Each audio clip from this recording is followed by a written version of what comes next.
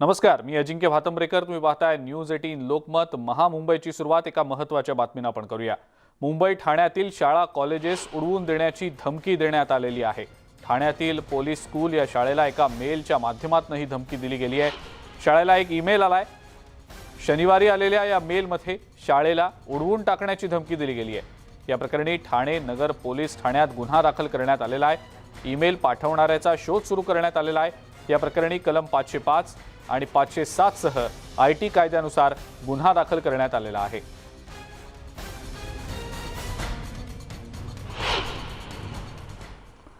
Why I killed Gandhi या चित्रपटाचा वाद वाढतच चाललाय. खासदार अमोल कोल्हे यांच्या स्पष्टीकरणानंतर सुद्धा हा वाद कायम आहे.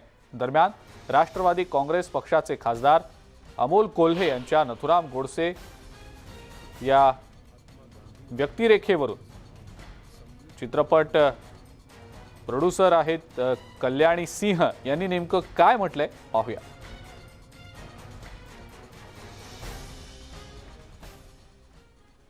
हमें बताया कि अब ये नाथूराम गोडसे की जो कोर्ट की हियरिंग है 2017 में पब्लिक डोमेन पे आ गई है और हमने जब वो चीज़ पढ़ी, जब उनका पूरा कोर्ट का प्रकरण हमने पढ़ा, कोर्ट की हियरिंग हमने पढ़ी, तो मुझे और मेरे हस्बैंड को लगा कि इस सच्चाई को सारे लोगों के सामने लाने की बहुत ज़्यादा ज़रूरत है और ये सोचकर हमने यह फिल्म बनाने का निर्णय लिया. और मैं तो ये कहती हूँ कि क्यों वाद विवाद हो रहा है मुझे ये समझ में नहीं आ रहा है.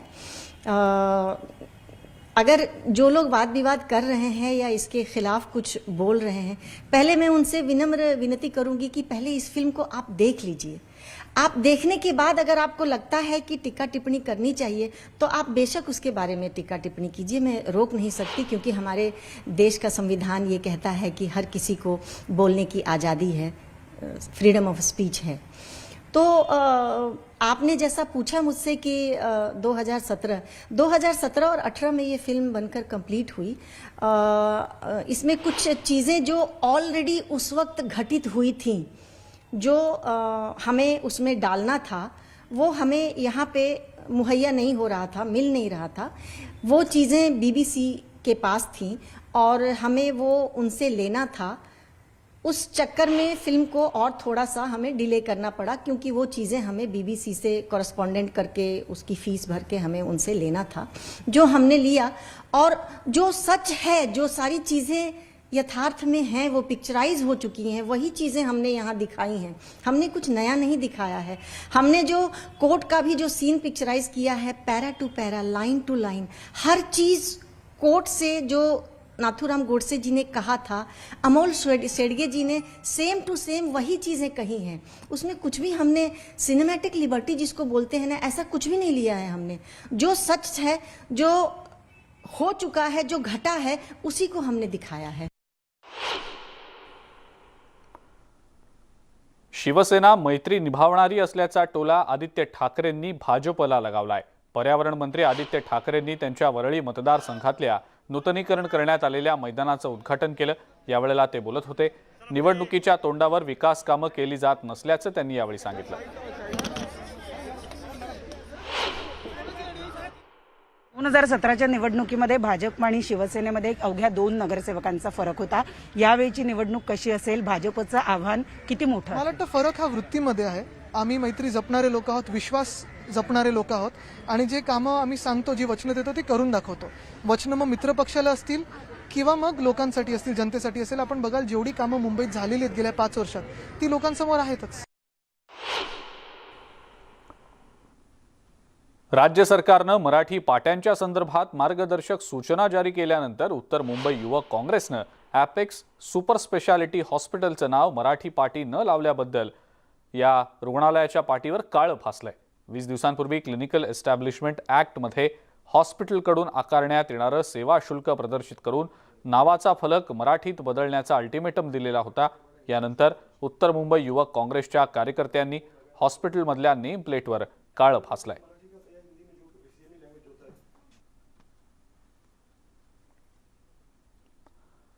10वी आणि 12वीच्या विद्यार्थ्यांकडून जास्तीचं परीक्षा शुल्क आकारून त्याची पावती न देणाऱ्या शाळा आणि कॉलेजवर आता राज्याच्या शिक्षण मंडळाचं लक्ष असणार आहे. राज्यातील बहुतांश माध्यमिक आणि उच्च माध्यमिक शाळा आणि कॉलेजेस या 10वी आणि 12वीचं परीक्षा शुल्क राज्य सरकारच्या परीक्षा मंडळानं ठरवून दिलेल्या दरापेक्षा अधिक आकारतात। यासंबंधी बदलापूरमधल्या अतुल चौबे यांनी माहितीच्या अधिकाराखाली माहिती मागवत परीक्षा मंडळाकडे पाठपुरावा केला होता। त्यांच्या 12वीत शिकणाऱ्या मुलीकडून बदलापूरमधल्या एका कॉलेजनं जास्तीचं परीक्षा शुल्क आकारलं होतं। परीक्षा शुल्क हे 500 रुपयांच्या आसपास असताना तिच्याकडून 910 रुपये आकारले गेले। शिवाय त्याची पावती देखील कॉलेजनं दिली नाही। यासंबंधी वर्षभरापासून त्यांनी परीक्षा मंडळाकडे पाठपुरावा करून ही बाब निदर्शनाला आणून दिली। याची गंभीर दखल घेत आता राज्याच्या परीक्षा मंडळानं माध्यमिक आणि उच्च माध्यमिक शिक्षण संचालक पुणे यांना एका पत्राद्वारे राज्यातल्या सर्व शाळा आणि कॉलेजेस यांना विहित केलेल्या शुल्काहून अधिक शुल्क आकारणी केल्यास कारवाई करण्याचे तसंच परीक्षा मंडळानं विहित केलेली शुल्क फलकावर नमूद करण्यास आणि आकारलेल्या शुल्काची पावती देण्यासंबंधीचे आदेशही दिलेले आहेत। माझी मुलगी ती 12वी आर्ट्सला होती। ज्यावेळेला परीक्षा शुल्क भरायची वेळ आली, ज्याला आपण बोर्ड फीज म्हणतो, त्यावेळेला यांनी माझ्याकडून 910 रुपये घेतले आणि मी भरले सुद्धा। मला त्याचं फारसं ज्ञान नव्हतं असं मी समजतो। पण ज्यावेळेला मला माहिती मिळाली की मुळातच जे एक्झाम फी आहे किंवा परीक्षा फी ज्याला म्हणतो आपण, ही 470 ते 500च्या दरम्यान आहे। असा कोणता नियम आहे की ज्या कारणाने यांनी माझ्याकडनं 910 रुपये घेतले? मी थोडासा वाद केला, त्याच्यानंतर मला एका लेटर हेडवर लिहून दिलं गेलं की तुम्हाला तुमच्याकडनं 910 रुपये घेतले का? रजिस्टरला यांची एंट्री असते, त्याची फक्त एंट्री असते की नॉर्मल, नंतर रजिस्टर जाळ्यातही असतील ते। 12th स्टँडर्डमध्ये होते MJ कॉलेजमध्ये। माझी बोर्ड्स एक्झाम होती तर त्यांनी 910 फीज अशी सांगितली द्यायला। मग आणि वरतून त्यांनी सांगितलं की अजून त्यांनी पावती पण दिली नाही आम्हाला आणि आमच्या फ्रेंड्सला पण नाही दिली। ताडदेवमधल्या कमला इमारतीला लागलेल्या आगीच्या चौकशीसाठी 4 सदस्यीय समितीची स्थापना करण्यात आलेली आहे। काल लागलेल्या या आगीमध्ये 6 जणांचा मृत्यू झाला होता। आता या प्रकरणाची चौकशी केली जाणार असून 15 दिवसात ही चौकशी समिती पालिका आयुक्तांकडे अहवाल सादर करणार आहे।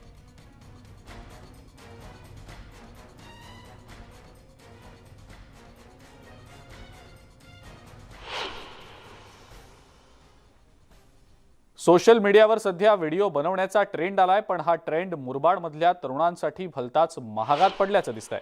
गेल्या महिन्याभरापूर्वी एका सेलमध्ये खरेदी करत असताना काही तरुणांनी मजा म्हणून एक व्हिडिओ बनवला। या व्हिडिओच्या माध्यमातून महिलांसोबत छेडछाड केल्याचा आरोप करण्यात आला। यावरून महिन्याभरानंतर 3 रिक्षा चालकांनी 4 तरुणांना बेल्ट, दांडुका आणि लाथाबुक्क्यांनी बेदम मारहाण केली आहे। व्हिडिओ तयार केला म्हणून तरुणांना भर दिवसा ही बेदम मारहाण केली गेली। 3 दिवसांपूर्वी घडलेल्या या घटनेचा व्हिडिओ शूट करून तो या 3 गुंड रिक्षा चालकांनी व्हायरल केला। दरम्यान पोलिसांनी या तिघांनाही अटक केली आहे। 150 रुपया देगा। एक का 150 यानी कि 2 का 300 ना। अरे आदमी जूता लेगा तो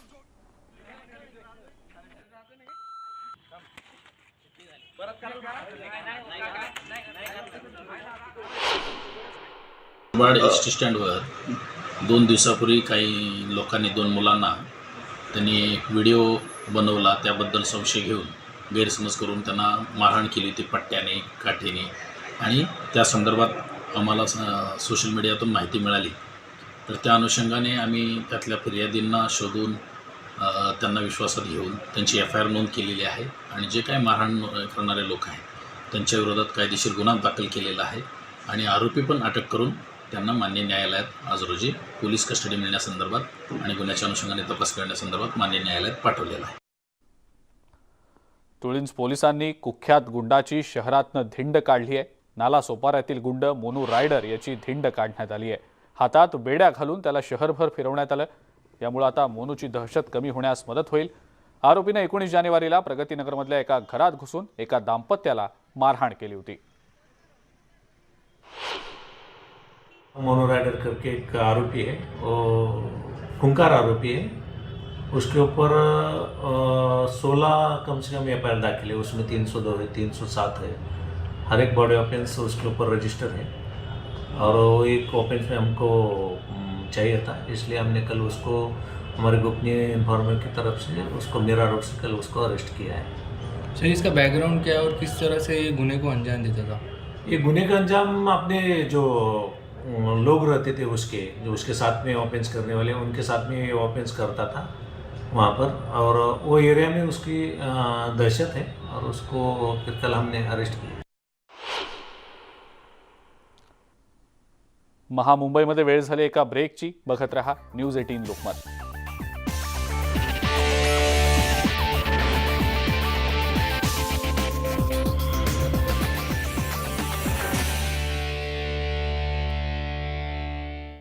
प्रधान नरेंद्र मोदी करतायत.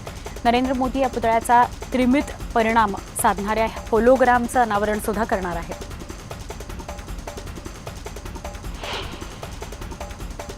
नेताजी सुभाषचंद्र बोस यांच्या जयंती असल्यानं पश्चिम बंगालच्या मुख्यमंत्री ममता बॅनर्जी यांनी पंतप्रधान नरेंद्र मोदींकडे मोठी मागणी केली आहे.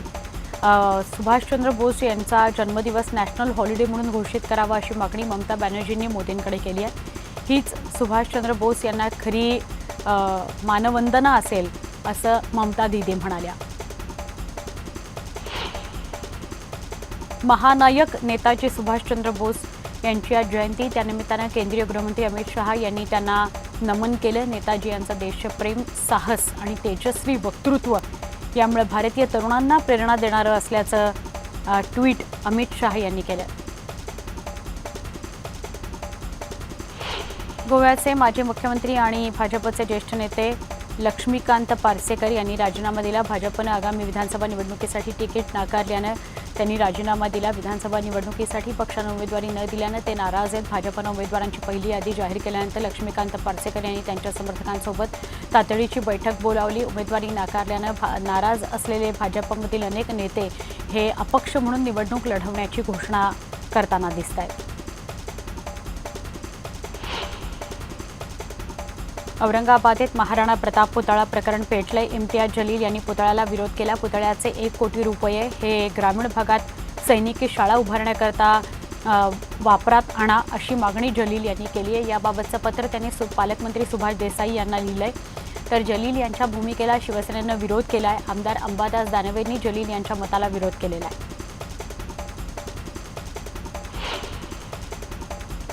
अमरावतीच्या खासदार नवनीत राणा पुन्हा वादात अडकल्यात. त्यांच्या युवा स्वाभिमान पक्षाच्या उपेन बच्छेले या पदाधिकाऱ्यांना फसवणूक केल्याची तक्रार एका महिलेने केली आहे. या संदर्भात पीडित महिलेनं नवनीत राणा यांना फोन केला. यावेळी नवनीत राणा यांनी पीडित महिलेला दिलेल्या उत्तराची ऑडिओ क्लिप सोशल मीडियावर व्हायरल होते. पीडित महिलेनं या प्रकरणी महिला आयोगाकडे तक्रार केली. यावर आयोगानं चौकशी करण्याचे निर्देश दिलेले आहेत.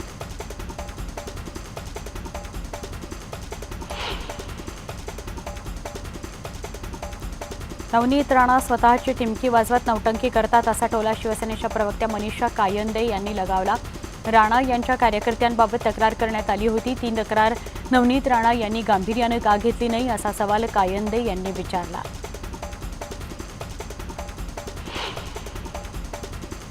राज्यात गेल्या 24 तासात 46,393 नव्या रुग्णांची नोंद झाली. 48 जणांचा उपचारादरम्यान मृत्यू झाला आहे. राज्यात गेल्या 24 तासात 30,795 रुग्ण कोरोनामुक्त होऊन घरी परत आहेत.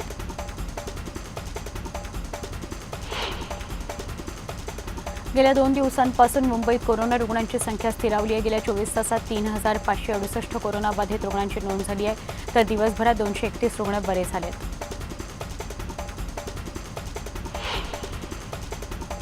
राज्यात कोरोनासोबत काल दिवसभरात ओमायक्रॉनच्या रुग्णसंख्येत वाढ झाली आहे. काल दिवसभरात तब्बल 416 नवे ओमायक्रॉन बाधित सापडलेत.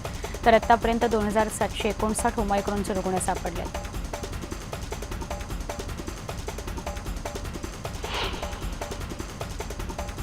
कोरोना व्हायरसच्या नव्या ओमायक्रॉन व्हेरियंटमध्ये विविध लक्षणं दिसत आहेत.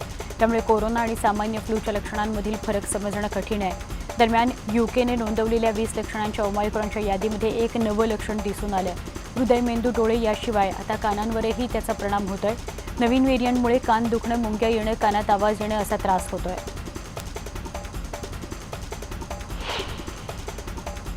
बुलढाणा जिल्ह्यामध्ये 20 दिवसांमध्ये 242 मुलांना कोरोनाची बाधा झाली. लहान मुलांना संक्रमण होऊ नये याकरता खबरदारी घेतली जात असली तरी मुलांना होणाऱ्या कोरोना संसर्गाचं प्रमाण वाढलंय. तर कोरोनामुळे एक 3 वर्षाची चिमुकली जिचा मृत्यू ओढावलाय त्यामुळे चिंता व्यक्त होते.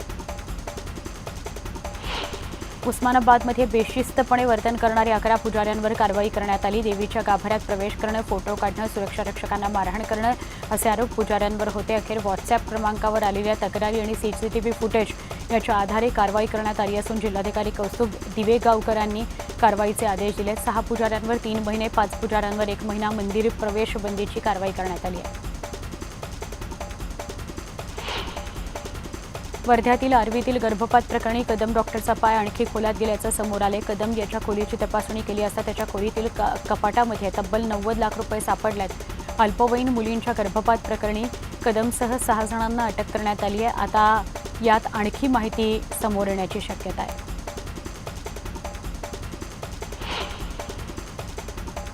कोरोनामुळे बंद असलेल्या तमाशाला शासनानं 8 दिवसांमध्ये परवानगी देण्याची मागणी तमाशा कलावंतांनी केली आहे. तसा अल्टिमेटमच कलावंतांनी सरकारला दिलाय. तमाशा सुरू करण्यास परवानगी न दिल्यास उपमुख्यमंत्री अजितदादा पवार व गृहमंत्री दिलीप वळसे पाटील यांच्या घरासमोर आत्मदहनाचा इशारा तमाशा कलावंतांनी दिलाय. पुणे जिल्ह्यातील नारायणगाव इथल्या तमाशा पंढरीमध्ये राज्यभरातील तमाशा कलावंत व फडमालक एकवटले होते.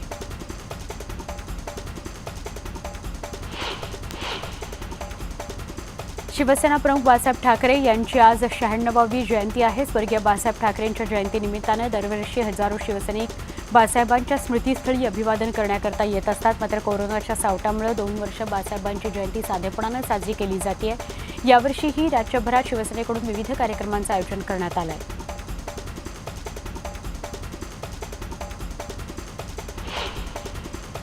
शिवसेना प्रमुख बाळासाहेब ठाकरे यांच्या जयंतीनिमित्त शिवाजी पार्क इथल्या स्मृतीस्थळी फुलं सजवण्यात आलेली आहेत. बाळासाहेबांना अभिवादन करण्याकरता स्मृतीस्थळावर राज्यभरातून कार्यकर्ते आणि नेते येत असतात. त्यामुळे वेगवेगळ्या रंगाच्या आणि सुगंधाच्या फुलांनी हे स्मृतीस्थळ सजवलं गेलं आहे.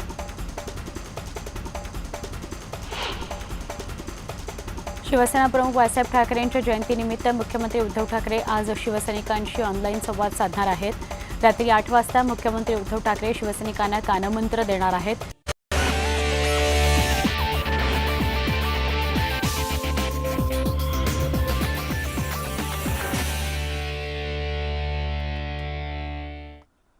मुंबईमध्ये ब्रेकनंतर आपल्या सगळ्यांचं पुन्हा एकदा स्वागत. मुंबईतल्या कुर्ला इथल्या आंबेडकर नगर गरीब मोहल्ला इथं दरड आणि घर कोसळून एका महिलेचा मृत्यू झालाय. लता साळुंखे असं मयत महिलेचं नाव आहे. आज सकाळी अचानक ही दरड खाली असलेल्या साळुंखे कुटुंबाच्या घरावर कोसळली.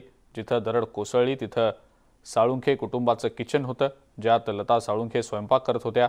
त्यांच्या अंगावर दरड कोसळली. गंभीर जखमी अवस्थेत त्यांना कुर्ला नर्सिंग होममध्ये उपचारासाठी दाखल करण्यात आलं. मात्र उपचारादरम्यान त्यांचा मृत्यू झाला. त्याच्यामध्ये एक जे आमचे नातेवाईक आहे मामी लता साळुंखे करून त्यांचा मृत्यू झाला आहे. तर नुकसान तर अजून बाकी भरपूर जणांना होऊ शकतं. तुम्ही पाहिजे तर तुम्ही त्या गल्लीमध्ये सर्वे करा, तुम्हाला स्वतः माहीत पडेल की पुढे चालून अजून किती नुकसान होऊ शकतं. मट्टी थी खसक के अपना एक रूम के ऊपर आया, उसके बाद टॉयलेट के ऊपर आया, जिसमें एक लेडी जो है अपना मच्छी वगैरह बनाने का कुछ काम कर रही थी. पूरी उसके ऊपर एक पत्थर आके गिरा जिसकी वजह से और सीरियस हो गए. हॉस्पिटल ले जाते टाइम पे उसकी डेथ हो गई. किसको जिम्मेदार मानते हैं आप ये पूरे वाकया में? किसकी जिम्मेदारी है इस वाकये के अंदर? जब बिल्डर ने ये लोगों से पूरा एग्रीमेंट करके लिया और बिल्डर को एसआरए ने नोटिस भी दिया कि आप रिपेयर करके लो, तो सारी जिम्मेदारी बिल्डर की बनती है. और बिल्डर के ऊपर यहाँ पे जो भी 304, 305 की जो भी FIR होना चाहिए बिल्डर के ऊपर होना चाहिए. आणि या सगळ्या महत्त्वाच्या बातम्यांसोबतच महामुंबईमध्ये वेळ झाली आहे इथंच थांबण्याची. ताज्या बातम्या आणि अपडेट्ससाठी बघत राहा फक्त न्यूज 18 लोकमत.